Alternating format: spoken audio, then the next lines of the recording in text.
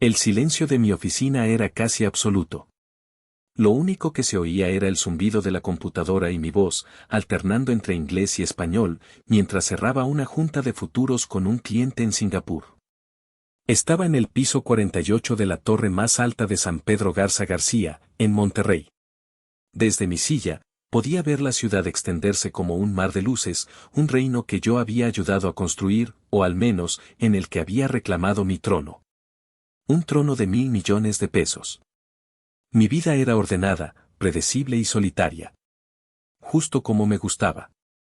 A los 28 años, era Darío, el CEO y cofundador de una fintech que estaba revolucionando el mercado de valores en América Latina. Pero para mi familia, yo seguía siendo, bueno, para ellos, yo simplemente no era. Habían pasado 10 años exactos desde la última vez que había escuchado la voz de mi madre. 10 años de silencio absoluto. Hasta ese martes. Mi teléfono personal, un aparato que rara vez sonaba, vibró sobre el escritorio de cristal pulido. El nombre en la pantalla hizo que mi estómago se contrajera instantáneamente, Bernarda. Contemplé la pantalla durante varios segundos. ¿Por qué ahora? ¿Después de una década? ¿Se estaría muriendo alguien? O, peor aún, ¿necesitarían algo? Deslicé el dedo para aceptar la llamada, no por afecto, sino por una mórbida curiosidad. Bueno, dije, mi voz sonando más fría de lo que pretendía. Hubo una respiración del otro lado, y luego, esa voz. La voz que me había perseguido en pesadillas y que, en mis momentos más débiles, había anhelado. No sonaba ni arrepentida, ni cariñosa. Sonaba práctica. Exigente. Habla Bernarda, dijo, como si yo pudiera haber olvidado quién era. Tu hermano Marcelo se va a comprometer. No dije nada. Esperé. El silencio se alargó, cargado con el peso de 10 años de abandono. La fiesta es en 2 semanas, continuó, su tono endureciéndose ante mi falta de respuesta. Aquí en la casa, en Ciudad de México. Va a venir toda la familia. Tienes que estar aquí. Tengo, trabajo, fue lo único que pude articular. Mi agenda estaba repleta para los próximos 6 meses. No me importa tu trabajo, espetó.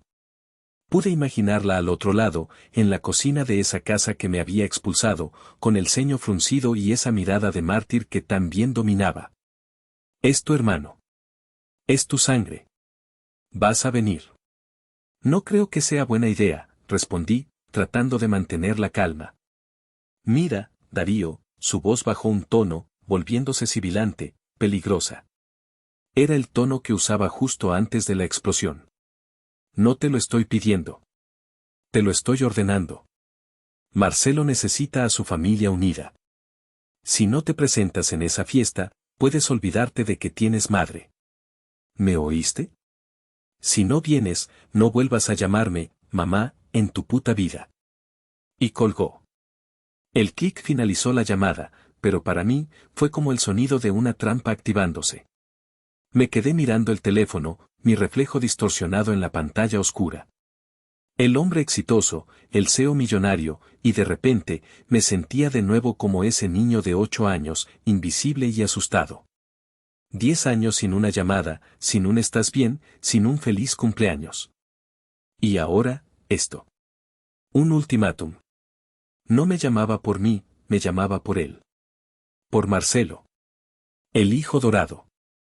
El niño que nunca podía fallar, y que, por lo tanto, nunca había tenido que hacer nada. Una parte de mí quería lanzar el teléfono contra la pared. Otra, una parte más oscura y calculadora, empezó a pensar. Había pasado una década construyendo un imperio para demostrarme a mí mismo que no era el fracasado que ellos decían que era. Había acumulado más dinero del que ellos podrían soñar en 10 vidas. Y ellos no sabían nada. Seguían pensando en mí como el rarito, el que se fue a Monterrey a jugar a las computadoras. Secretaria, dije a la interfaz de mi oficina.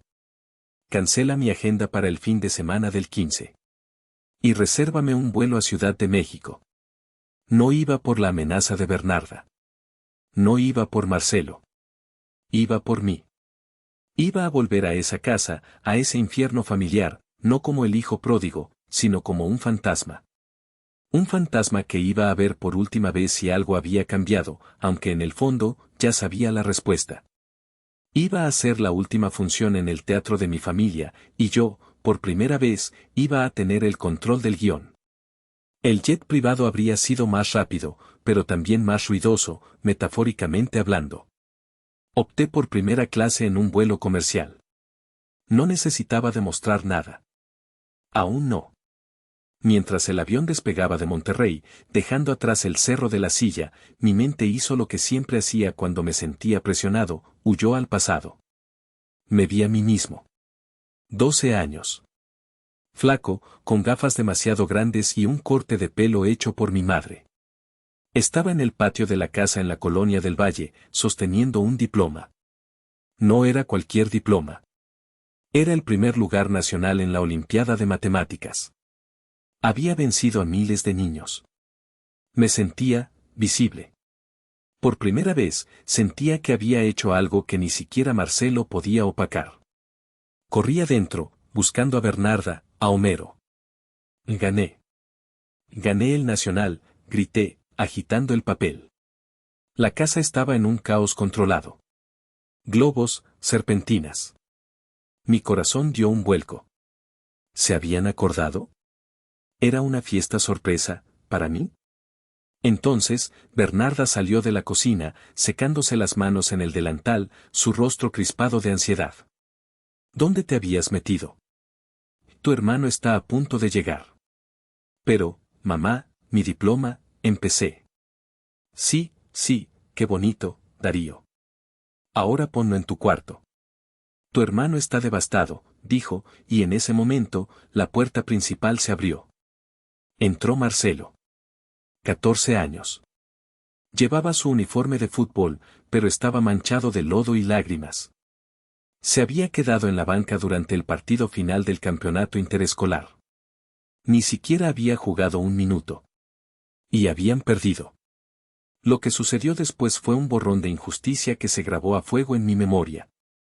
Bernarda corrió a abrazar a Marcelo como si hubiera regresado de la guerra. ¡Ay, mi hijito! Mi campeón. No llores, mi amor. Esos niños no te merecen. Homero, mi padre, un hombre cuya única función en la vida parecía ser la de amplificar los sentimientos de Bernarda, salió con un pastel. No era cualquier pastel. Era el pastel de 3 leches que yo había pedido para mi cumpleaños la semana anterior y que no habían tenido tiempo de comprar. Sorpresa, campeón, gritó Homero. Para que veas que para nosotros siempre ganas. Toda la familia, tíos y primos que habían sido convocados para la fiesta de consolación de Marcelo, comenzaron a aplaudir. Yo me quedé en la esquina, con mi diploma en la mano.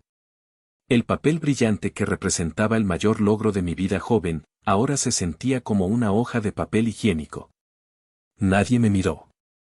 Nadie preguntó por mi concurso. La fiesta de Marcelo, la celebración de su fracaso, era más importante que mi éxito. Esa noche, cuando todos dormían, bajé a la cocina.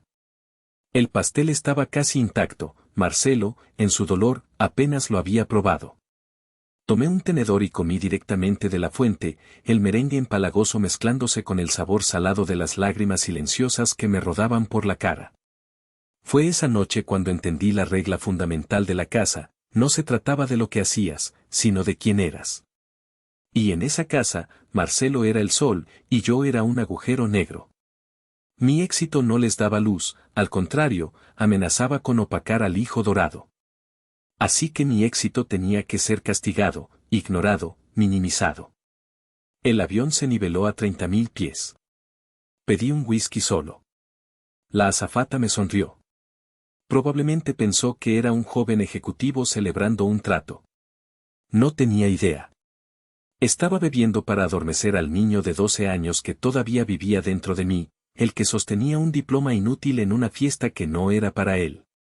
Y ese niño estaba a punto de volver a casa. El whisky me quemó la garganta y trajo consigo otro recuerdo, el que realmente lo rompió todo. La herida mortal. Tenía 18 años. Había pasado la preparatoria como un fantasma en casa, pero como una estrella en la escuela. Mientras Marcelo se dedicaba a coleccionar novias y a reprobar materias que Homero justificaba, es que es muy sociable, el niño, yo me dedicaba a estudiar. No por ellos. Por mí. Para alargarme. Mi objetivo era claro, el TEC de Monterrey. La mejor universidad privada de México, el MIT de Latinoamérica. Sabía que no podían pagarla, así que mi única opción era la beca al 100%. Me maté estudiando. Dormía 4 horas al día. Sacrifiqué amistades, fiestas, todo. El día que llegó el correo fue el día más feliz de mi vida. Un sobre grueso del ITSM. Beca de talento académico. 100% de la colegiatura. Alojamiento y manutención. Había ganado. No solo entré, sino que me estaban pagando por ir. Bajé las escaleras, esta vez no corriendo como el niño de 12 años, sino caminando con la seguridad de un hombre que tenía un plan de escape. Puse el sobre en la mesa del comedor durante la cena. Me voy a Monterrey, anuncié. Marcelo levantó la vista de su teléfono. ¿A qué? ¿Vas a visitar a las primas? Me becaron en el TEC. Al 100%, dije, mi voz temblando de orgullo. Homero se atragantó con su bocado.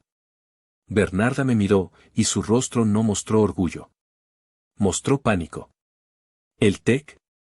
En Monterrey, dijo ella, su voz aguda. Pero, eso está muy lejos. Es la mejor universidad del país, mamá. Pero, ¿y tu hermano?, susurró ella, como si fuera un secreto terrible. Y esa fue la frase que lo cambió todo. Marcelo acababa de ser aceptado, a duras penas, en una universidad patito en el sur de la ciudad. Una de esas que pagas y te dan el título. ¿Qué tengo que ver yo?, preguntó Marcelo, confundido. Bernarda me fulminó con la mirada. Darío, no seas así. ¿No piensas en él? ¿Cómo se va a sentir Marcelo si tú te vas a esa escuela tan lujosa? Van a empezar las comparaciones. La gente va a hablar. Me quedé helado. ¿Comparaciones? Mamá, yo me gané esto. Él va a la escuela que eligió. Pero él se queda aquí, gritó Bernarda, y entonces empezaron las lágrimas. Eran su arma nuclear. Con su familia. ¿Tú nos vas a abandonar? ¿Después de todo lo que hemos hecho por ti? ¿Para irte a revolcar con los ricos de Monterrey y humillarnos? Homero entró al relevo, como siempre. Tu madre tiene razón. No seas egoísta. La UNAM es muy buena. Está aquí cerca. Puedes ir y venir todos los días. La familia debe permanecer unida. La UNAM. Una universidad excelente, sí, pero ellos no lo decían por eso. Lo decían porque era pública, estaba cerca y, lo más importante, no era mejor que la de Marcelo a los ojos de sus amigas. Yo no voy a renunciar a mi beca, dije, mi voz temblando, pero esta vez de rabia. Es mi futuro. Bernarda se puso de pie, su rostro transformado por la furia. Ah, sí. ¿Tu futuro? Pues si te vas por esa puerta, te vas solo. Olvídate de que tienes familia. No te vamos a dar ni un solo peso. Ni un centavo, ¿me oyes? Si te vas, te mueres para nosotros. Bernarda, por favor, intentó mediar Homero, viendo que se le había pasado la mano. Cállate, Homero. Estoy harta de este niño malagradecido. A ver si tú, futuro, te da de comer. Esa noche hice mis maletas. 2 semanas después, mientras ellos creían que estaba en el curso de inducción de la UNAM, yo estaba en un autobús de segunda clase rumbo a Monterrey. No tenía dinero para un avión. Solo llevaba mi beca, 2 cambios de ropa y un odio profundo que se sentía como un motor ardiendo en mi pecho. El día que me instalé en los dormitorios del TEC, sonó mi teléfono. Era Bernarda. Me enteré de lo que hiciste, traidor. Eres un egoísta. No vuelvas a dirigirnos la palabra. Estás muerto para mí. Perfecto, dije, y por primera vez, sentí que respiraba. ¿Y tú para mí? Colgué y bloqueé su número. Y el de Homero. Y el de Marcelo. Me tomó 10 años, pero había escapado. O eso creía yo. El aterrizaje en el AICM fue turbulento. Como mi vida. Recogí mi pequeña maleta de mano. No necesitaba más. No pensaba quedarme. Mientras caminaba por la terminal, los recuerdos de esos 10 años en Monterrey me golpearon con fuerza. Bernarda había cumplido su promesa. No me dieron ni un centavo. Pero yo también cumplí la mía. Los primeros 2 años en el TEC fueron un infierno. La beca cubría la escuela y el dormitorio, pero no la comida, ni los libros, ni la vida. Me convertí en una sombra. Mientras mis compañeros, hijos de empresarios y políticos, se iban de fiesta al antro los fines de semana, yo trabajaba. Tenía 3 empleos. De 6 a 8 de la mañana, hacía la limpieza en la biblioteca del campus. De 6 de la tarde a medianoche, era mesero en un restaurante de tacos cerca del campus. Y los fines de semana, trabajaba en la caja de un Oxxo. Sobrevivía a base de Maruchan y café gratis del Oxxo. Recuerdo una Navidad, la primera que pasé solo. Todo el dormitorio estaba vacío. Nevaba en Monterrey, algo raro, y yo estaba en mi turno de 24 horas en el Oxxo. Un hombre borracho entró a la medianoche, me compró un six de Tecate y me deseó feliz Navidad. Me dio una propina de 100 pesos. Me encerré en la bodega a llorar. No de tristeza. De rabia. Esa rabia me alimentó. En mis pocas horas libres, no dormía. Estudiaba. Me obsesioné con la programación, con los algoritmos de mercado. Conocí a Rafa, otro becado como yo, un genio loco de Guadalajara. Nos encerramos en el laboratorio de cómputo. Nos graduamos con honores. Nadie de mi familia fue. Rafa y yo juntamos lo poco que teníamos, rentamos un cuartito en Apodaca y fundamos nuestra empresa. Los primeros 2 años dormimos en el suelo de la oficina. Comíamos pizza fría. Y entonces, lo logramos. Creamos un algoritmo de predicción de mercado que era casi mágico. Vendimos la primera licencia a un banco por una cantidad que nos hizo llorar. Y luego a otro. Y a otro. Hoy, 10 años después de esa llamada de Bernarda, yo vivía en un penthouse en San Pedro. Rafa vivía en Miami. Nuestra empresa estaba valuada en más de 1,000 millones de pesos. Y yo seguía comiendo Maruchan de vez en cuando. Por nostalgia. Había mantenido un perfil bajo. Sin redes sociales, sin fotos en revistas de negocios, Rafa era la cara pública. Sabía que si ellos veían mi éxito, vendrían. No por mí. Por la lana. Así que me convertí en un fantasma. Un fantasma millonario. Salí de la terminal. El aire de la Ciudad de México me golpeó, una mezcla de contaminación, tacos al pastor y desesperación. Pedí un Uber. El conductor me preguntó, ¿a dónde, jefe? A la Roma, a la Condesa. Le di la dirección en la del Valle. La casa de mis padres. El conductor me miró por el espejo retrovisor, extrañado. Mi ropa, aunque sencilla, era cara. Mi reloj valía más que su auto. E iba a esa colonia de clase media venida a menos. Como guste, jefe, dijo. El auto avanzó por el viaducto. Me sentía como un soldado volviendo a una zona de guerra. No sabía qué iba a encontrar, pero por primera vez en mi vida, yo era el que llevaba las armas. Y mi arma más poderosa era el secreto que ellos no sabían, que el niño invisible al que habían expulsado, ahora podía comprarlos, venderlos y volver a comprarlos antes del desayuno. El Uber se detuvo frente a la casa. Era exactamente igual. La pintura color salmón descarapelada, las rejas de herrería que alguna vez fueron blancas y ahora eran grises, el pequeño jardín delantero que siempre parecía estar muriendo de sed. Pagué y bajé. Arrastré mi maleta de mano, una rimova de aluminio que probablemente costaba más que la pintura de toda la fachada. Toqué el timbre. Unos segundos después, la puerta se abrió con un chirrido. Era Bernarda. Los 10 años la habían tratado, exactamente como esperaba. El mismo cabello corto teñido de un rubio cobrizo, la misma bata de casa floreada, la misma expresión de perpetuo fastidio. Me miró de arriba abajo.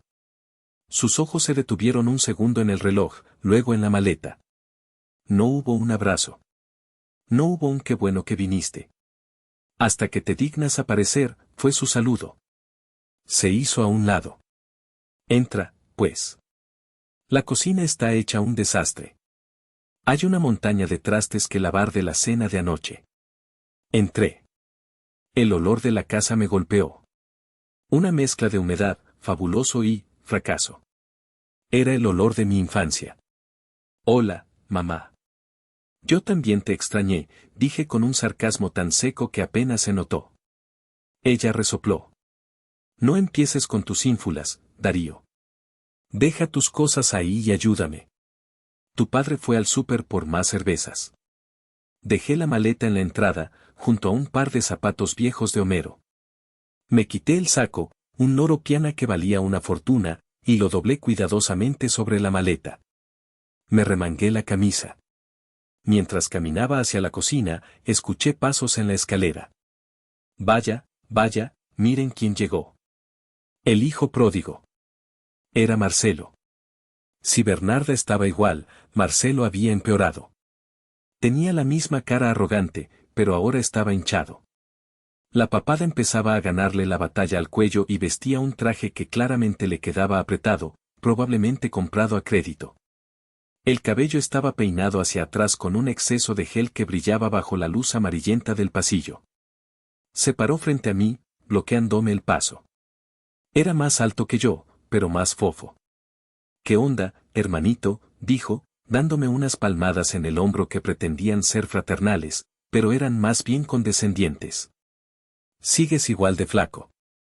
¿No te dan de comer en, dónde dijiste que vivías? ¿En Monterrey? Hola, Marcelo. Felicidades por tu compromiso, dije, mi voz plana. Él sonrió, una sonrisa que no llegó a sus ojos. Gracias, gracias. Te vas a morir cuando la conozcas. Ivana es, otro nivel.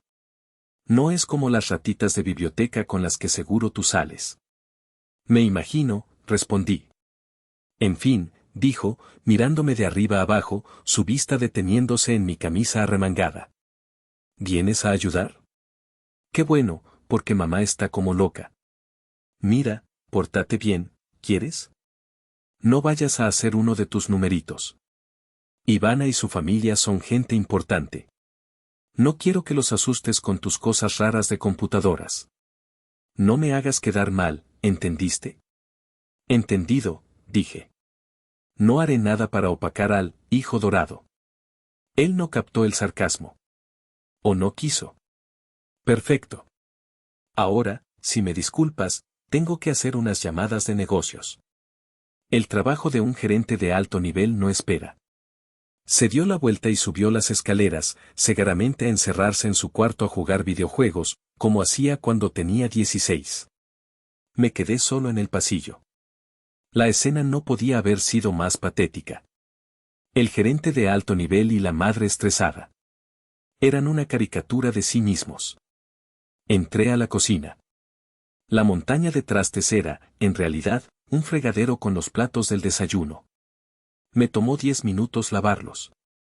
Mientras el agua caliente corría sobre mis manos, manos que esa misma mañana habían firmado un contrato de 8 cifras, no pude evitar reírme. El chiste era tan absurdo que era hilarante. Había vuelto menos de media hora y ya era el sirviente. Esa noche, la casa se llenó. Era la cena pre-compromiso. Llegaron mis tías, las hermanas de Bernarda, con sus peinados de salón y sus bolsas de imitación colgadas del brazo. Llegaron mis tíos, hablando de fútbol y política con la autoridad que solo la ignorancia puede dar. La casa olía a pozole recalentado y al perfume barato de mis primas. Yo me senté en una esquina del sillón, con un vaso de refresco, observando. Era un antropólogo estudiando una tribu perdida. Todos adulaban a Marcelo. ¡Qué guapo, hijito, qué elegante! Él se paseaba por la sala como pavo real. ¿Y tú, Darío?, me preguntó mi tía Chui, la más chismosa. ¿Sigues con eso de las computadoras? Mi hijo, el Betito, también anda en eso. Arregla celulares en una plaza de la tecnología. A ver cuándo se juntan y le pasas unos tips. Claro, tía. Con gusto, respondí, sin despegar la vista de mi vaso. Oye, ¿no te has casado?, insistió. Ya estás en edad. Mira que si te esperas mucho, se te pasa el tren. No he tenido tiempo, tía. Es lo que te digo. Tanto trabajar no es bueno. Mira a tu hermano. Él sí sabe vivir. Y ya hasta se nos casa. En ese preciso momento, sonó el timbre. El ambiente cambió. Marcelo corrió a la puerta, gritando: «Llegó mi reina». Y entonces, entró ella. Ivana. Tenía que admitirlo, la mujer era un espectáculo. Alta, rubia, de bote, pero un buen bote, con un vestido rojo tan apretado que parecía pintado. Traía unas zapatillas que desafiaban la gravedad y una bolsa Louis Vuitton que, a diferencia de la de mis tías, parecía original. «Mi amor», le dijo a Marcelo, dándole un beso que fue más sonido que contacto. Luego saludó a Bernarda y Homero con una familiaridad ensayada. «Suegrita». «Suegrito». «Qué linda está la casa». Bernarda estaba derretida. «Ivana, mi hija, pero qué guapa vienes». «Ay, suegrita, pues es que hoy es un día especial». Tenía que estar a la altura de su hijo. Y entonces, me vio. Me vio a mí, sentado en la esquina. Sus ojos azules, fríos como el hielo, me escanearon de pies a cabeza en medio segundo. Vio mi ropa sencilla, mi vaso de refresco, mi postura encorvada. Me descartó. «¿Y él, quién es?», le preguntó a Marcelo, en un susurro que todos oímos. «Ah, él es Darío». «Mi hermano menor», dijo Marcelo, con un tono que era mitad disculpa, mitad advertencia.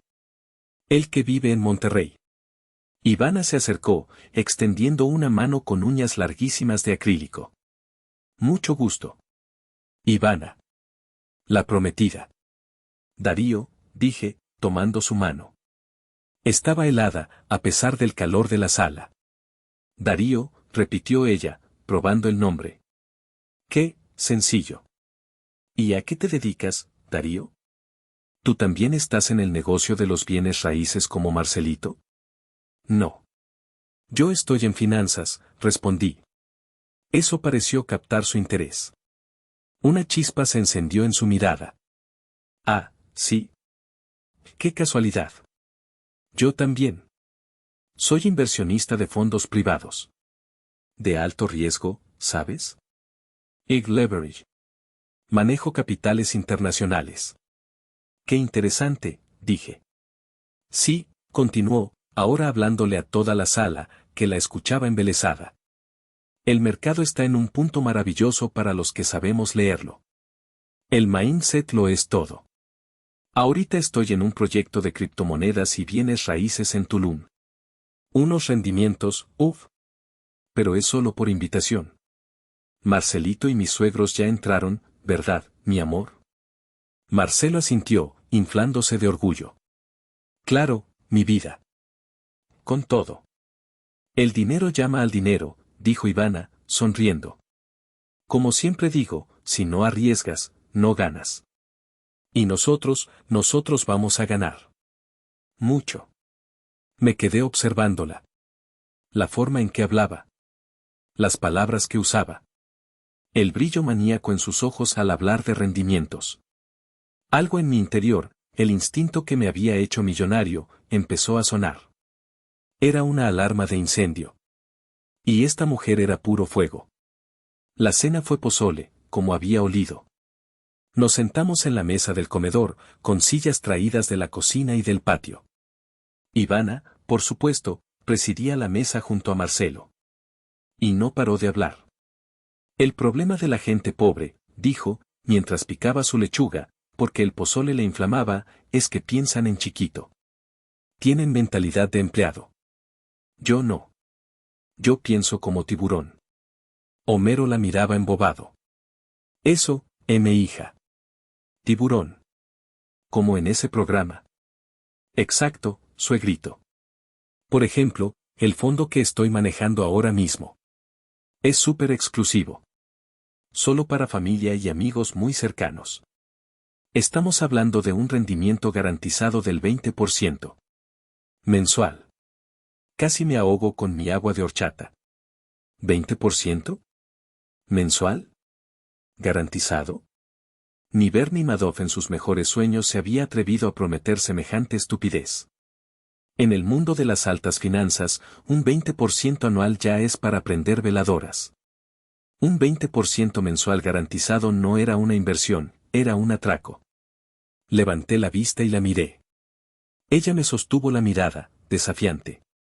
Suena impresionante, dije, con cuidado. ¿Y cuál es el subyacente? ¿Cómo mitigan el riesgo de un apalancamiento tan alto para garantizar ese 20%? La sala se quedó en silencio. Las palabras técnicas colgaron en el aire. Ivana parpadeó. 1, 2 veces. La sonrisa ensayada flaqueó por una fracción de segundo. Ay, cariño, dijo, riendo nerviosamente. No te voy a aburrir con tecnicismos. Es un algoritmo muy complejo.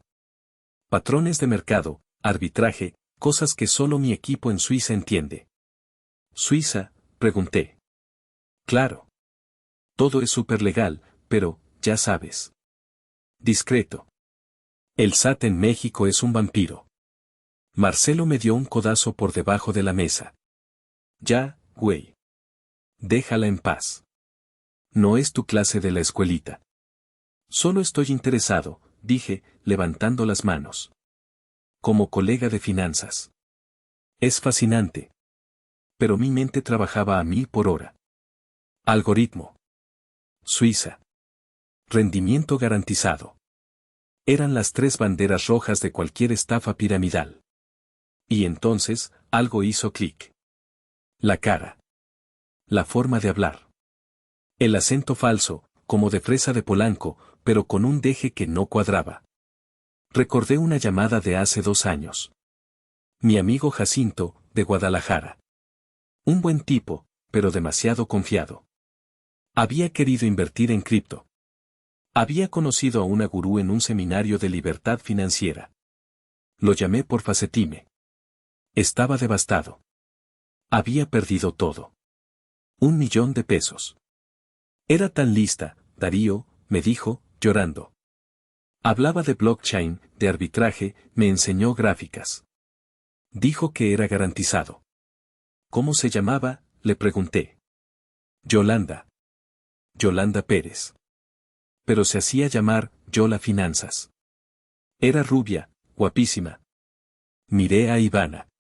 Ivana. Yolanda. No. No podía ser. Disculpen, dije, poniéndome de pie. Necesito ir al baño. Te cayó pesado el pozole, se burló Marcelo. No. Solo necesito verificar algo. Me encerré en el baño de la planta baja. El mismo baño con azulejos rotos y olor a humedad que recordaba. Saqué mi teléfono y busqué en mis contactos. Jacinto Guadalajara.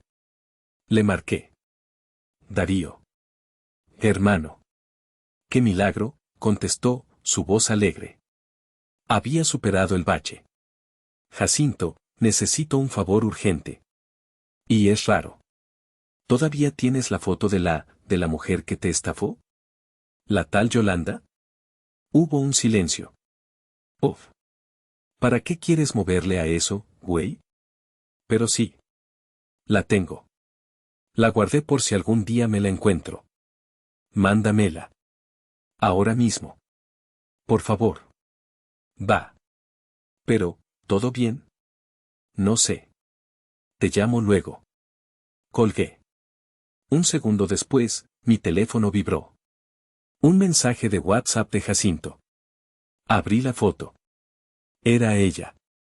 El cabello era diferente, más oscuro. La nariz quizá un poco menos respingada. Pero los ojos, esos ojos fríos y calculadores eran inconfundibles. Era Ivana. Era Yolanda. Se me heló la sangre. Me quedé mirando la foto, el rostro sonriente de Yolanda en un antro de Guadalajara, y la comparé con la mujer que estaba sentada en el comedor de mis padres. Era la misma persona. Sin duda alguna. Salí del baño. El mundo parecía moverse en cámara lenta. Los chistes de mi tío, la risa estridente de mi prima, el sonido de las cucharas contra los platos de pozole. Todo era un ruido sordo. Volví a la mesa.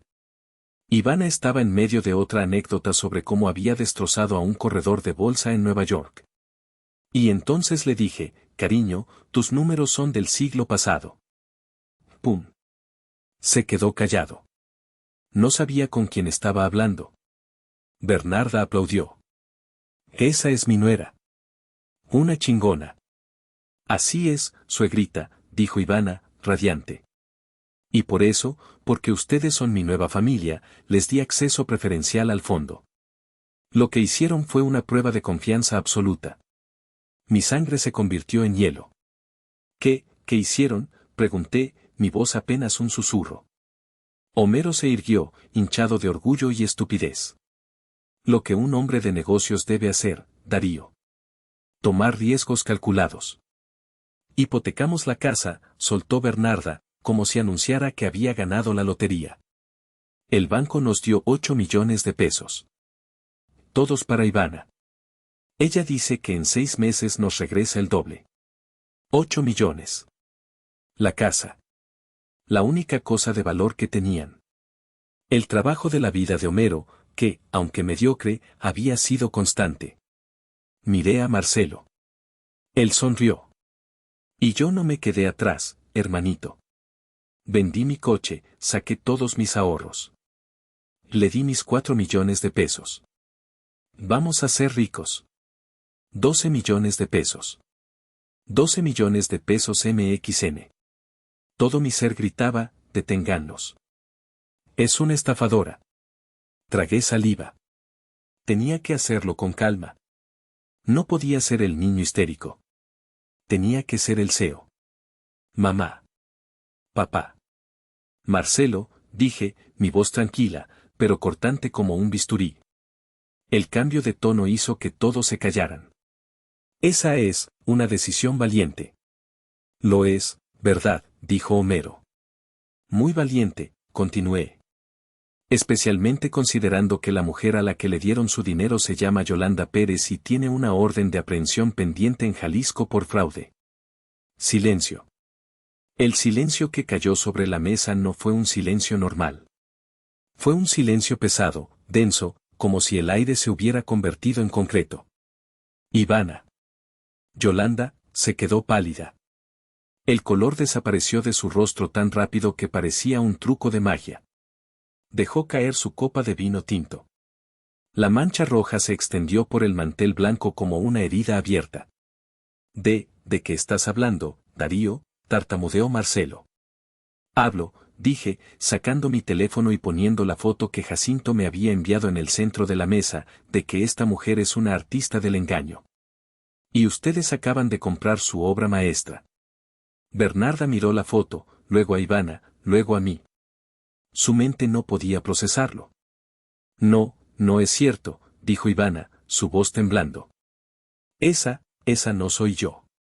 Es un fotomontaje. Darío está tratando de arruinar nuestra felicidad. Está celoso. Y esa fue la cuerda de salvamento que mi familia necesitaba. Porque aceptar que yo tenía razón significaba aceptar que ellos eran unos idiotas. Y mi familia no se equivoca. Especialmente cuando se trata de mí. Es verdad, gritó Marcelo, poniéndose de pie. Estás celoso de que yo sí encontré a alguien y tú sigues solo. Siempre has sido un pinche envidioso. Marcelo, siéntate, gritó Homero. Bernarda, mírame, le dije a mi madre. Te lo estoy diciendo. Es una estafadora. Acabo de hablar con una de sus víctimas.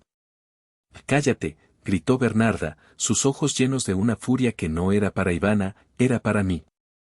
Llegas después de 10 años solo a escupir veneno. No te creo. Confío más en ella, que la conozco hace 6 meses, que en ti, que eres mi sangre pero traicionaste a tu familia. El golpe fue bajo y certero. Si esta historia te está atrapando tanto como a mí, por favor, tómate un segundo para darle like a este video. Es gratis y realmente ayuda a que el canal crezca. Suscríbete si no lo has hecho, y déjame un comentario diciendo desde qué ciudad o país me estás escuchando. Me encanta leer de dónde son. Cada comentario ayuda a que esta historia llegue a más personas.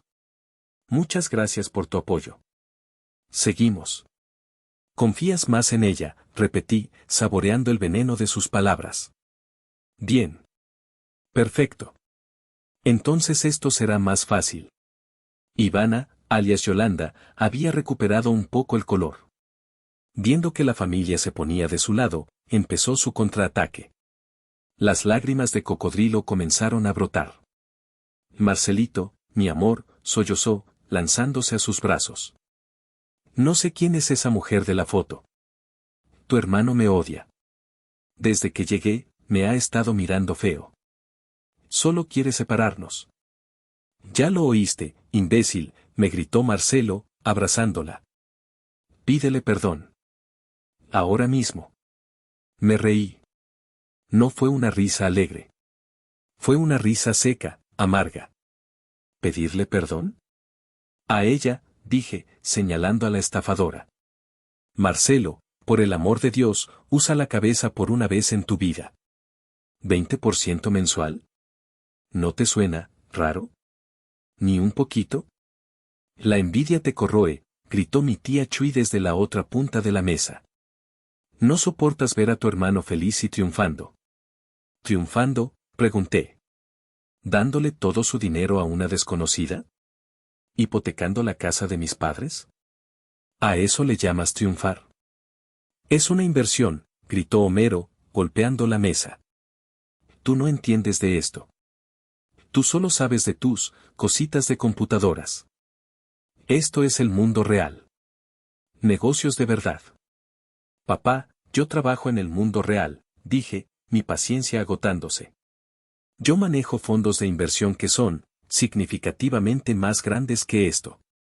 Y te puedo asegurar, con un 100% de certeza, que lo que les ofreció esta mujer es un fraude. Se llama esquema Ponzi. Búscalo. Yo no necesito buscar nada, intervino Bernarda. Y deja de llamar, papá, a ese hombre. Tú perdiste ese derecho cuando te largaste.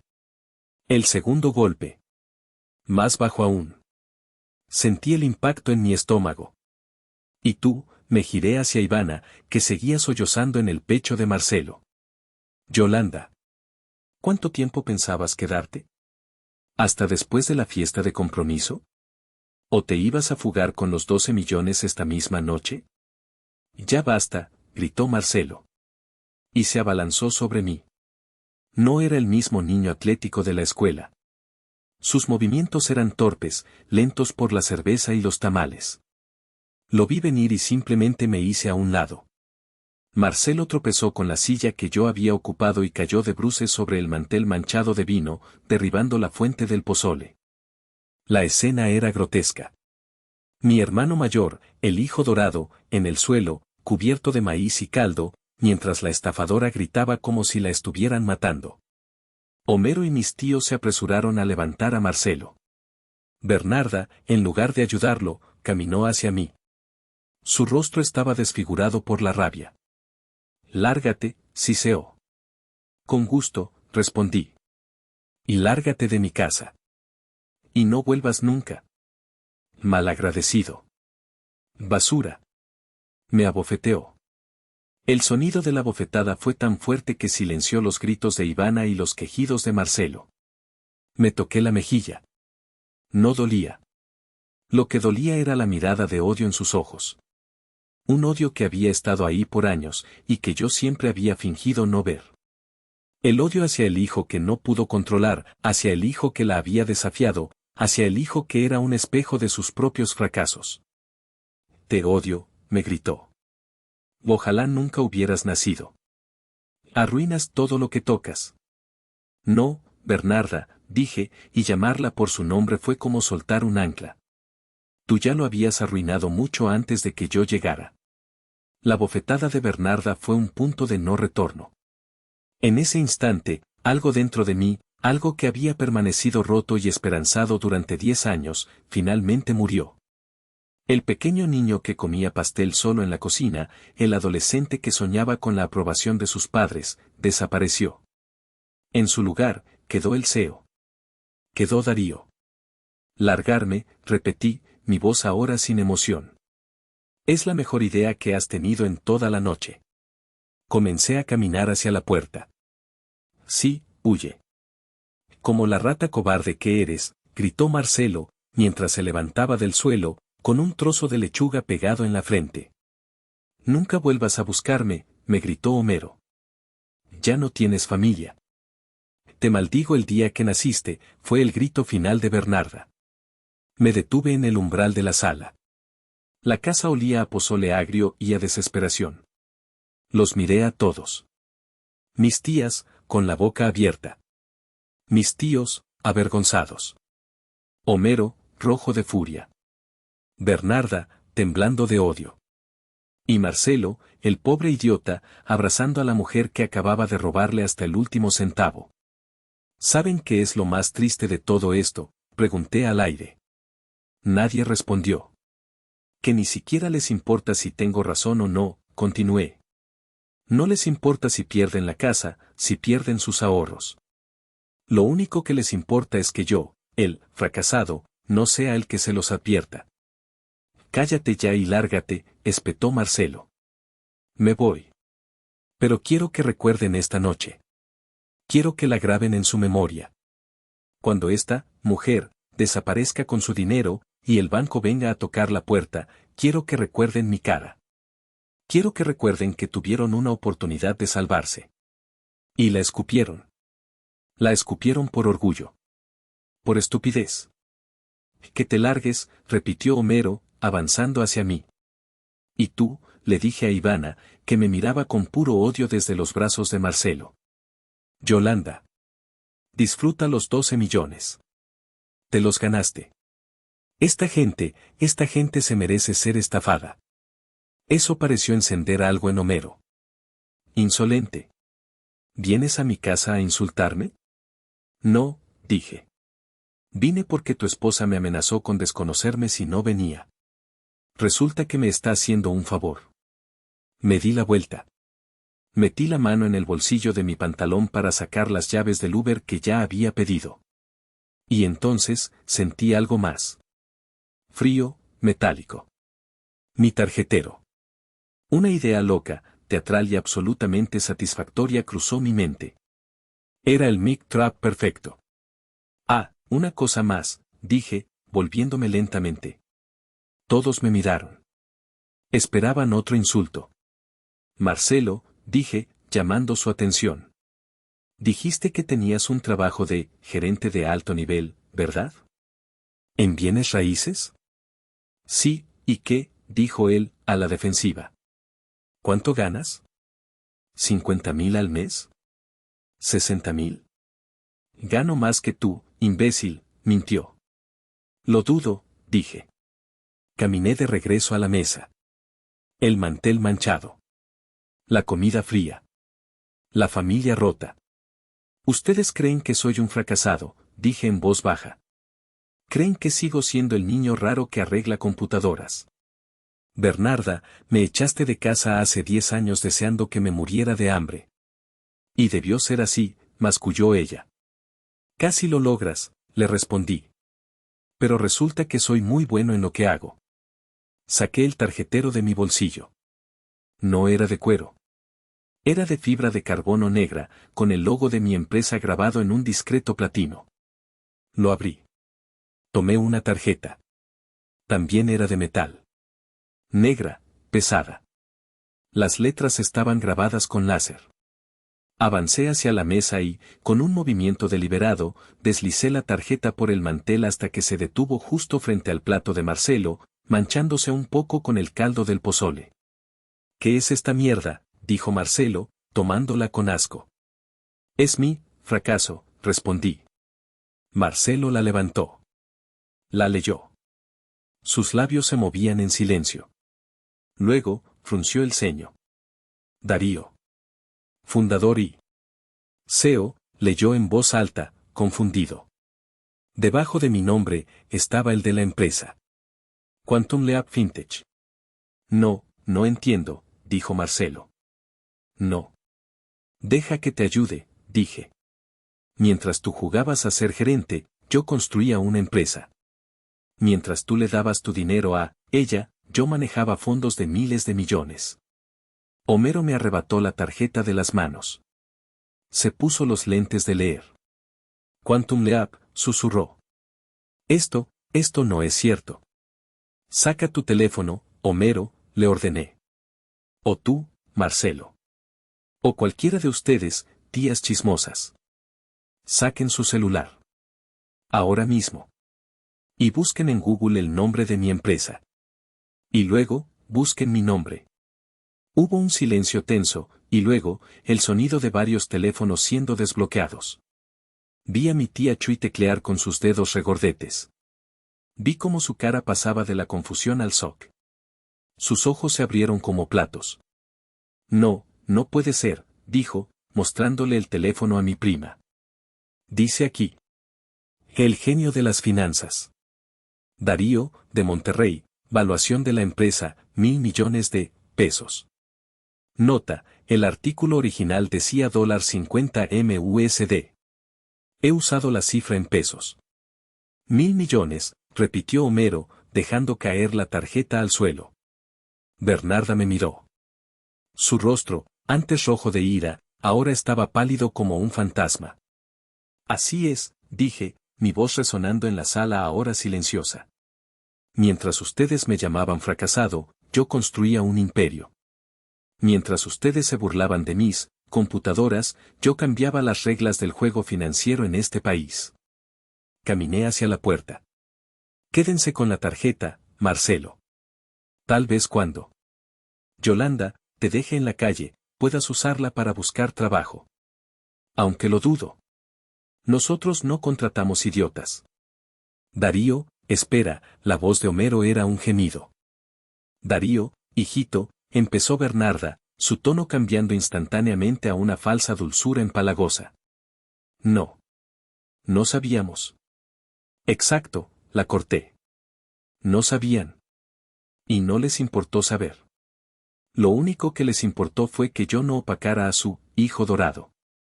Miré a Ivana / Yolanda por última vez. Ella me miraba con una mezcla de terror y admiración. Había reconocido a un jugador superior. Y tú, Yolanda, dije. Te doy 24 horas para desaparecer. Sé quién eres, sé qué hiciste en Guadalajara.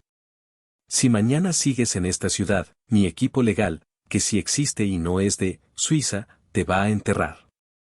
Abrí la puerta. Disfruten su pozole. Y me fui. Caminé por la calle oscura de la del Valle. El aire olía a lluvia. Saqué mi teléfono y cancelé el Uber. Pedí un auto privado del Four Seasons. Mientras esperaba, empecé a reírme. Una risa que venía desde el fondo de mi alma. El niño invisible se había ido. El CEO acababa de cerrar la transacción más importante de su vida, su propia libertad. La suite presidencial del Four Seasons en Reforma era más grande que el departamento completo donde había vivido en Monterrey durante mis años de pobreza. Tenía una vista espectacular del castillo de Chapultepec. Me serví un tequila de la botella más cara del minibar. Don Julio de 1942. Me lo merecía. Me senté en el sofá de terciopelo y miré mi teléfono. Había resistido la tentación de mirarlo desde que salí de la casa. Tenía 42 llamadas perdidas. 8 de Marcelo. 15 de Bernarda. 10 de Homero. Y 9 de números desconocidos, probablemente mis tías. Y luego, los mensajes. El primero era de Marcelo, 5 minutos después de que me fui. Marcelo, oye. ¿Qué fue esa mamada? 5 minutos después. Marcelo, güey, te busqué en Google. No mames. ¿Eres tú? ¿El de la revista Forbes? 1 minuto después. Marcelo, pinche Darío, ¿Por qué no dijiste nada? Eres un chingón. Oye, ¿esa vieja sí es estafadora? Un minuto después. Marcelo, jajajajaja, mi hermano es millonario. Tienes que ver la cara de todos. Están pálidos. Luego, los de Bernarda. Bernarda, hijito. Darío. Perdóname. Estaba muy nerviosa por la fiesta. Tú sabes cómo me pongo. Vuelve a la casa. Tenemos que hablar. Bernarda, hice el mole que te gusta. Bernarda, Darío, contesta. Tu padre está muy impresionado. Estamos muy orgullosos de ti. Siempre lo hemos estado. Esa última frase. Siempre lo hemos estado. La mentira era tan descarada que me dio náuseas. Orgullosos. ¿Orgullosos de qué? ¿De los turnos en el Oxxo? ¿De las Navidades solo? ¿O se referían a los últimos 15 minutos, después de que Google les confirmó que valía algo? Y luego, Homero. Homero, Darío. Tenemos que hablar seriamente. Como hombres. Lo que dijiste de Ivana es preocupante. Necesitamos tu consejo. Eres el experto en la familia. El experto en la familia. Ayer era el rarito. Hoy era el experto. Me terminé el tequila de un trago. La hipocresía era tan densa que podía saborearse. No respondía ninguno. Apagué el teléfono, me di un baño de 1 hora en la tina de mármol y me dormí en la cama más cómoda del mundo. A la mañana siguiente, tomé el primer vuelo de regreso a Monterrey. No me importaba la fiesta de compromiso. No me importaba la advertencia a Yolanda, ella era lo suficientemente inteligente como para saber que el juego había terminado. Lo que no sabía era que, para mi familia, el verdadero juego apenas comenzaba. La bomba de tiempo que yo había dejado en su sala estaba a punto de explotar. Y yo iba a verlo desde la seguridad de mi torre de cristal, a 900 kilómetros de distancia. Apagué mi teléfono durante el vuelo. Cuando aterricé en Monterrey y lo volví a encender, tenía un solo mensaje nuevo. Era de un número desconocido de la Ciudad de México. Mensaje, ok. Me voy. Pero no por ti. Por ellos. Son demasiado estúpidos. Me dan lástima. PD, buen movimiento con la tarjeta. De tiburón a tiburón, respeto. Sí. Sonreí. Al menos ella era honesta. Pasaron 2 semanas. 2 semanas de glorioso silencio. Me sumergí de nuevo en mi mundo. Juntas. Algoritmos. Proyecciones. El mercado estaba volátil y eso me encantaba. Era donde hacía mi mejor trabajo. Había decidido no volver a bloquear a mi familia. Era un experimento social. Quería ver cuánto tardarían en romperse. Los primeros días, los mensajes eran de arrepentimiento falso. Bernarda, hijito, ¿cuándo vuelves? Te extrañamos. Marcelo, carnal, tenemos que festejar. Cae el fin. Yo invito las chelas, tú pagas. Los ignoré.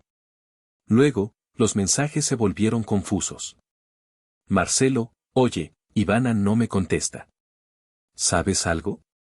Homero, Darío, la señorita Ivana no ha depositado los primeros rendimientos. Dijo que era el día 15. Lo seguí ignorando. Y entonces, en el día 14 después de mi visita, llegó la llamada. Yo estaba en una junta con el consejo directivo, presentando los resultados del trimestre. Mi teléfono, el personal, empezó a vibrar sobre la mesa. Bernarda. Deslicé ignorar. Volvió a llamar. Ignorar. Volvió a llamar. Ignorar. Mis socios me miraban. ¿Todo bien, Darío?, preguntó Rafa. Familia, dije. Denme un segundo. Salí a mi oficina privada. El teléfono volvió a sonar. Era un número desconocido. Contesté. Y el banco dice que la hipoteca fue vendida a un tercero y que el pago venció ayer, y que si no pagamos en 24 horas van a embargar la casa. Era la voz de Bernarda, pero no era su voz. Era un chillido. Un sonido de puro pánico animal. Mamá, dije, aunque ya sabía. Darío. Darío, gracias a Dios. Esa mujer, esa ratera, desapareció. Se fue. El teléfono está desconectado. Marcelo fue a su departamento y está vacío. Se llevó todo, Darío. Todo. Los 8 millones de la casa. Los 4 millones de tu hermano. Hizo una pausa para tomar aire, y fue entonces cuando escuché a Homero de fondo, llorando. No un llanto de hombre. Un gemido. Tu padre está en el hospital. Le dio un preinfarto. Darío, nos vamos a quedar en la calle.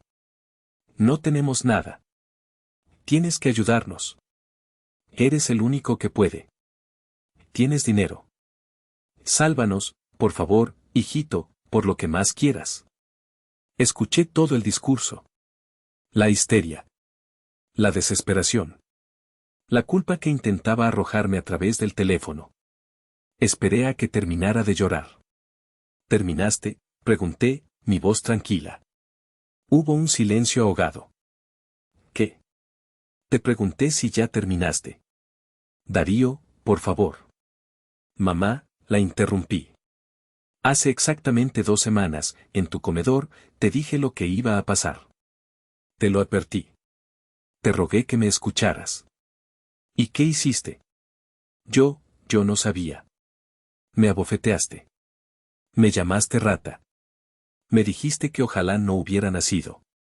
Homero me corrió de la casa. Y Marcelo me llamó fracasado. Estábamos nerviosos, hijito. Pero ahora es diferente. Es una emergencia. No. No es diferente.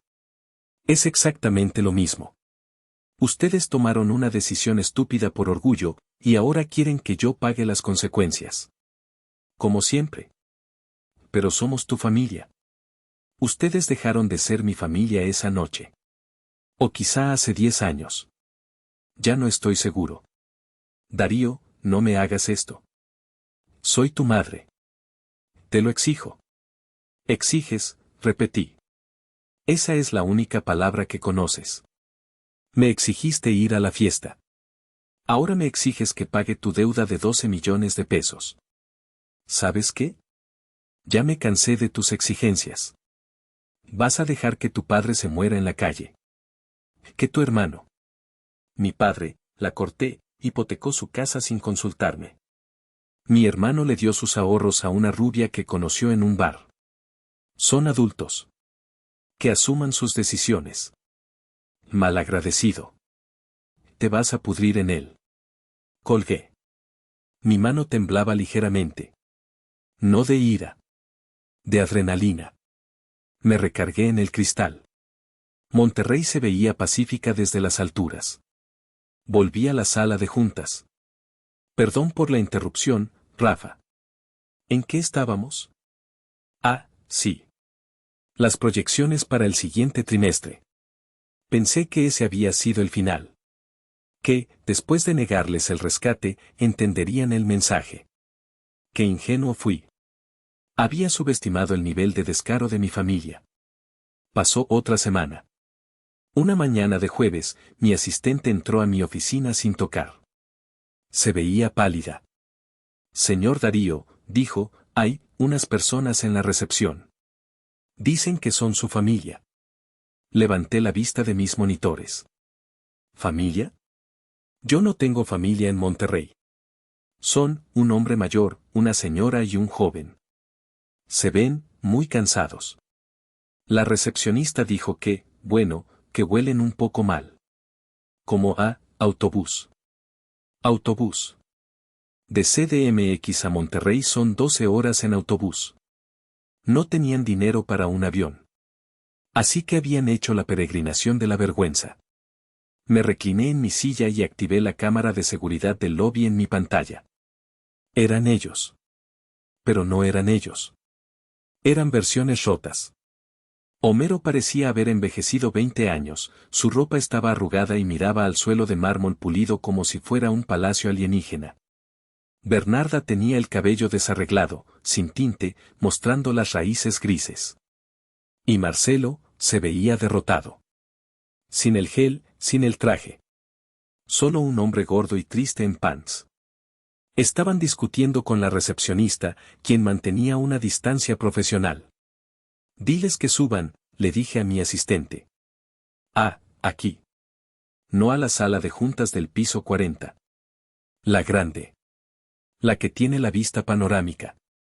Y pídeles que les ofrezcan agua. Y café. Mucho café. Mi asistente asintió y salió corriendo. Luego, hice una segunda llamada. ¿Licenciado Castellanos? Habla Darío. ¿Tiene 10 minutos? Excelente. Suba al piso 40. Tengo unos invitados que me gustaría que conociera. Colgué. El licenciado Castellanos era el jefe de mi equipo legal. Un hombre que comía tiburones para desayunar. Era exactamente lo que necesitaba. Me levanté, me alicé el traje y tomé el elevador privado al piso 40. Cuando llegué, ya estaban allí, sentados alrededor de la enorme mesa de caoba para 30 personas. Se veían diminutos, tragados por el lujo. La vista de la Sierra Madre los tenía hipnotizados. Hola, dije, entrando. Los tres se pusieron de pie de un salto, como si hubiera entrado un rey. Hijito, gritó Bernarda, e intentó correr a abrazarme. Levanté una mano. Siéntense. Por favor. Ella se detuvo en seco. La frialdad de mi voz la congeló. Se sentaron. ¿Café?, pregunté. Sí, por favor, susurró Homero. Es muy bonito aquí, Darío, dijo Marcelo, mirando el techo. Nunca había estado en un lugar así. Lo sé, respondí. Me senté en la cabecera de la mesa. Los miré. Uno por uno. La ira se había ido. Todo lo que sentía era una profunda, abrumadora, lástima. Eran patéticos. ¿Qué hacen aquí?, pregunté. Darío, empezó Homero, con una voz temblorosa que nunca le había escuchado. Hijo. Cometimos un error. Un terrible error. Un error, repetí. No. Cometieron muchos errores. Uno tras otro. Durante 28 años. Pero somos tu familia, sollozó Bernarda. No puedes darnos la espalda. El banco nos quitó la casa. Estamos viviendo de arrimados con tu tía Chui. Nos humilla todos los días. Y Marcelo, tu hermano. ¿Qué pasa con Marcelo?, pregunté, sin interés. Perdió su trabajo, dijo Homero. Resulta que el gerente de alto nivel no era más que un vendedor con un título inflado. Y cuando dejó de pagar el coche, la financiera se lo llevó. Así que, resumí. Están en la calle, sin trabajo y sin dinero. Y vinieron aquí. Tú eres nuestra única esperanza, hijo, dijo Homero. Sabemos que te fallamos. Pero la sangre llama. Necesitamos. Y ahí fue donde cometió su último error. Necesitamos que nos ayudes, continuó Homero. Aquí está la lista de lo que, bueno, de lo que sería justo. Sacó un papel arrugado de la bolsa de su pantalón. Miré el papel arrugado que Homero deslizó sobre la mesa de caoba pulida. Era una hoja de cuaderno, con la caligrafía temblorosa de Bernarda. No lo toqué. Justo, pregunté. ¿Qué es justo para ustedes? Bueno, carraspeó Homero, envalentonándose un poco. Pensamos que, ya que te va tan bien, pues, lo justo sería que nos ayudaras a recuperar lo que perdimos. Por culpa de la delincuente esa que tú descubriste. Ah, así que ahora es mi culpa por descubrirla, dije, arqueando una ceja. No. O sea, tartamudeó Marcelo. Lo que papá quiere decir es que, pues sí, la regamos. Pero tú eres millonario. 1.000 millones de pesos, decía Google. ¿Qué son 12 millones para ti? 12 millones, repetí. El precio de su estupidez. Sigan. Homero miró la lista. Primero, pues, la casa. El banco la está rematando. Son los 8 millones que debíamos. 8 millones, asentí. Luego, continuó, los ahorros de tu hermano. Sus 4 millones. ¿Para qué? Para que pueda empezar de nuevo. Empezar de nuevo, repetí, mirando a Marcelo. Él desvió la mirada. Y, aquí la voz de Homero se hizo más pequeña. Pues, ya que vamos a estar aquí en Monterrey, contigo, necesitaríamos un lugar donde vivir. Un departamento. Y algo para nuestros gastos. Bernarda y yo ya estamos viejos para trabajar. Y Marcelo necesita capital, añadió Bernarda, como si fuera lo más lógico del mundo. Unos 5 millones de pesos. Para empezar un negocio. Él siempre ha tenido buenas ideas. Me quedé mirándolos. El cálculo mental fue rápido. 8 por la casa. 4 para Marcelo. Un departamento. Gastos mensuales de por vida. Y 5 millones de capital semilla para el genio de los negocios que se dejó estafar por la rubia más obvia del mundo. Estaban pidiendo, en total, más de 20 millones de pesos. No estaban pidiendo ayuda. Estaban presentando una factura. Me recliné en mi silla. Y, por segunda vez en esta historia, me reí. Fue una risa diferente a la de la casa. No fue una risa de liberación. Fue una risa de incredulidad absoluta. La audacia. El descaro. Eran tan predecibles. Te estás burlando de nosotros, dijo Bernarda, su voz volviéndose aguda de nuevo. Me estoy burlando de la situación, mamá, dije. Es cómica. No hay nada de cómico, gritó ella. Estamos desesperados. ¿Y sabes qué? Nos lo merecemos. Te lo mereces. Te dimos la vida. Te criamos. Lo menos que puedes hacer es pagarnos. Pagarles, dije. ¿Pagarles por qué? ¿Por la bofetada? ¿Por los insultos? ¿Por echarme de casa? ¿Por los 10 años de silencio?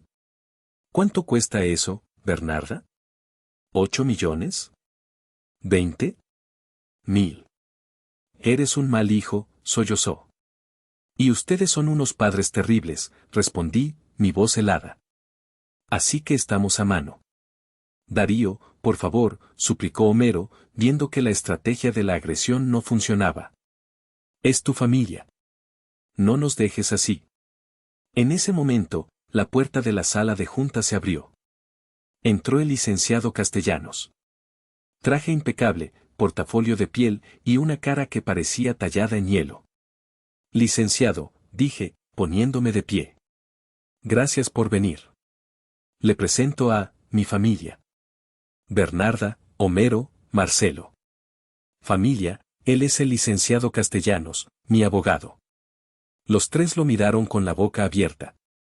Abogado, susurró Marcelo. Señor. Señora, dijo Castellanos, su voz cortando el aire. No les dio la mano. Abrió su portafolio y sacó una carpeta. El licenciado Castellanos, expliqué, volviendo a sentarme, está aquí para formalizar nuestra reunión. He revisado la situación, dijo el abogado, mirando unos papeles que yo no necesitaba ver. Y el panorama legal es muy claro. El señor Darío, me señaló, no tiene absolutamente ninguna obligación fiduciaria, legal o moral de pagar las deudas contraídas por ustedes, adultos independientes y en pleno uso de sus facultades mentales. Homero se puso pálido. Es más, continuó Castellanos, su presencia aquí, después de haber cruzado líneas estatales para venir a su lugar de trabajo a exigir dinero, podría interpretarse como coerción. O incluso extorsión. No estamos extorsionando a nadie, chilló Bernarda. Es nuestro hijo. Legalmente, dijo Castellanos, eso solo significa que él podría tener que pagar su pensión alimenticia cuando ustedes sean ancianos indigentes. Y créame, señora, la ley especifica una cantidad mínima que a usted le parecería insultante. Pero aún no llegamos a eso. ¿Qué quieres decir?, preguntó Homero. Quiero decir, dije, tomando la palabra, que esta es la última vez que nos vemos. Castellanos tiene unos papeles para ustedes. El abogado deslizó 3 copias de un documento sobre la mesa. Esto, dijo, es un acuerdo de separación. Un acuerdo de buena fe. Marcelo lo tomó. ¿Acuerdo, de qué? Es simple, expliqué. A cambio de que ustedes firmen un documento legal donde aceptan no volver a contactarme, ni a mí, ni a mi empresa, ni a mis socios, bajo ninguna circunstancia, ni llamadas, ni correos, ni visitas, yo, en un acto de, digamos, nostalgia, les daré una última ayuda. Los ojos de Bernarda brillaron. ¿Ayuda? ¿Dinero? Les compraré 3 boletos de autobús de regreso a la Ciudad de México. De primera clase, esta vez. Y les daré a cada uno 50,000 pesos. 50,000 pesos, repitió Marcelo, indignado. Eso no es nada. Perdimos 12 millones. Exacto, dije. Ustedes perdieron 12 millones. Yo no. 50,000 pesos es más de lo que ustedes me dieron en toda mi vida. ¿Es eso, o nada? Eres un monstruo, gritó Bernarda. Después de todo lo que hice por ti. Un monstruo que aprendió de sus creadores, le respondí, mi voz finalmente subiendo de tono. ¿Qué hiciste por mí, Bernarda? ¿Decirme que preferías a mi hermano? ¿Echarme por querer estudiar? ¿Dejarme solo 10 años? Y tú, le dije a Marcelo. Él, hijo dorado. Eres un fraude. Un bebé de 30 años que llora porque le quitaron sus juguetes. Y tú, Homero, eres el peor de todos. Porque nunca hiciste nada. Solo te sentaste a ver cómo ella me destruía. Tomen el acuerdo, dije, mi voz volviendo a la calma. O lárguense de mi edificio. Si eligen lo segundo, el licenciado Castellanos tiene instrucciones de tramitar una orden de restricción en su contra por acoso. Y créanme, él sí gana sus casos. Hubo un largo silencio. Homero miró a Bernarda. Marcelo miraba la mesa. Finalmente, Homero tomó la pluma. Tráeme los papeles, abogado, dijo, derrotado. Firmaron. Los 3. Castellanos les entregó un sobre a cada uno con el dinero y los boletos de autobús. Los señores de seguridad los acompañarán a la salida, dijo el abogado. Se pusieron de pie. Bernarda me miró una última vez. Sus ojos no tenían lágrimas. Solo un odio frío y puro. Te vas a podrir solo, Darío, me escupió. Con todo tu dinero, pero solo. Prefiero estar solo con mi dinero, que pobre y mal acompañado por ustedes, respondí. Salieron de la sala. La puerta se cerró con un suave clic. Me quedé solo en la sala de juntas, mirando la ciudad que se extendía bajo mis pies. Monterrey. Mi ciudad. Mi refugio. El licenciado Castellanos recogió sus cosas. Buen trabajo, señor, me dijo. Fue limpio. Gracias, licenciado, respondí. Cuando se fue, me quedé mirando la silla vacía donde se había sentado Bernarda. Sola, había dicho. Tenía razón, en parte. Estaba solo. Pero por primera vez en mi vida, la soledad no se sentía como un castigo. Se sentía como la libertad. Dejé que mis padres y mi hermano se fueran a la bancarrota y perdieran su casa, aunque yo tenía el poder de salvarlos con un chasquido de dedos. Algunos dirán que fui frío, que fui cruel. Otros dirán que recibieron exactamente lo que merecían después de una vida de abuso. Así que ahora, te pregunto a ti, ¿fui yo el desgraciado en esta historia? ¿O simplemente les di el mismo nivel de apoyo que ellos me dieron a mí durante toda mi vida? Déjame saber tu opinión honesta en los comentarios. Me interesa mucho leer lo que piensas. Gracias por escuchar mi historia hasta el final. Si te conectaste con ella, por favor, regálame un like, es muy importante para el canal. Y si no lo has hecho, suscríbete y activa la campanita para que no te pierdas ninguna de las historias que están por venir. Nos vemos en la próxima.